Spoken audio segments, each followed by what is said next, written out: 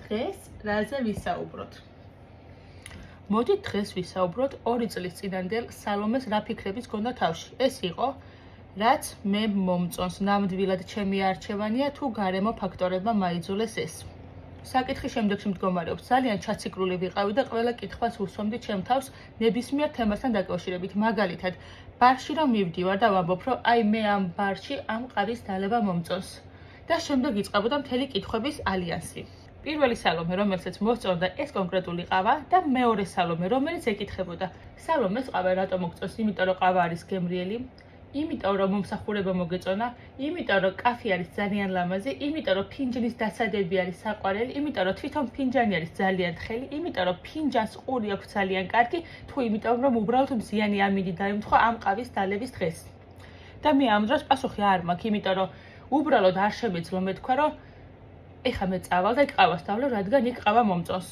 მანდ მოდიოდა ყველა ეს ათეულობით კითხვა, რაც მაიძულებდა, რომ ბოლომდე გამეგო და გამეწურა, რატომ მომწონდა ეს ყავა და ასე ვიცხოვრი 6 თვე. ოღონდ ამ კითხვებს უსვამდი, ეს ხო ყავაზე იყო, ფრჩხილებზე. სალომე, 4 კუთხედი ფრჩხილები რომ მოგწონს, დარწმუნებული ხარ, რომ შენი არჩევანია და მრგვალი ფრჩხილები უფრო არ მოგეწონება? წავედი.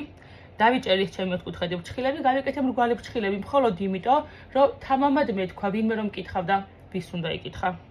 ჩემი თავი ისო მესამე სალომე რომ მკითხავდა, სალომე, ეს 4 კუთხედი ფრჩხილები რო გაქვს მთელი ცხოვრება, დარწმუნებული ხარ, რომ ეს იმიტომ გაქვს, რომ შენ გინდოდა და არა იმიტომ, რომ ტრენჩი იყო იმ დროს? წავედი, გავიკეთე ოვალური ფრჩხილები, არ მომეწონა.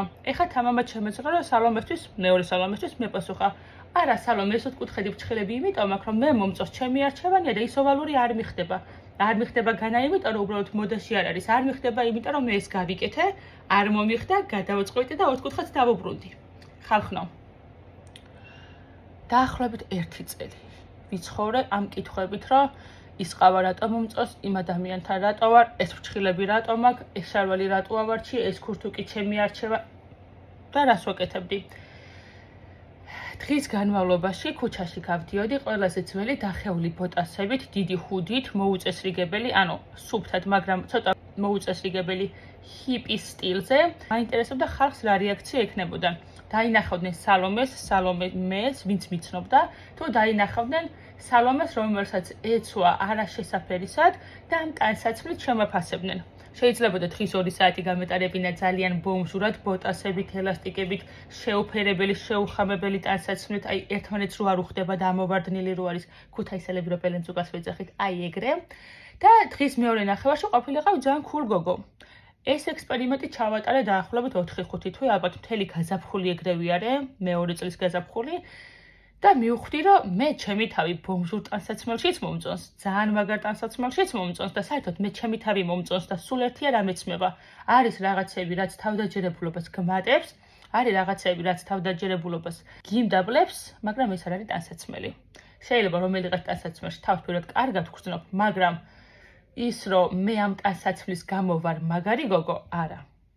მე ამ ტანსაცმლით ვარ შეიძლება უფრო მაგარ ვიძზე, მაგრამ პიროვნულად ის მაგარი გოგო ყოველთვის მე ვარ. და ამით რისი თქმა მინდოდა. ანუ, ჩემი 2 წლის წინანდელი სალომეს მთავარი კითხვა იყო, რაც მოგწონს, ნამდვილად მოგწონს და ნამდვილად ღირებულია შენთვის, ის იკავებს ადგილს შენი ღირებულებების მონაკვეთზე? და დღევანდელი სალომე ამბობს, რომ კი, მე მაცვია ის რაც მინდა, მაგრამ ეს მინდა რაღაც პროცენტით აუცილებლად არის გარემოდან შემოწოდებული და ეს არ არის ჩემში დაბადებული იდეა. ერთია იცოდე რა მოგწონს, რა გინდა და რატო აკეთებ და მეორეა აღიარო ის, რომ გარემო ფაქტორებს ჩვენზე ძალა აქვს და ამათ შორის ბალანსი არის ის, რამაც მე სიმშვიდე მომიტანა და თავს გრძნობ თავისუფლად, ვაკეთო ის რაც მე მინდა, მაგრამ ვაღიარო ის, რომ ეს მინდა ყოველთვის ჩემი მინდა არ არის. გამომიგზავნე ჩახუტების სმაილი და შევხვდებით შემდეგ ვიდეოში. ჩემთვის დასკვნა შემდეგში მდგომარეობს. ძალიან მნიშვნელოვანია იცოდე ის რა მოგწონს, რატომ მოგწონს და აკეთო ის რაც შენ გინდა, მაგრამ ისიც უნდა ვაღიაროს, რომ ჩემი მინდა ყოველთვის გადის ვიღაცის მარკეტინგზე.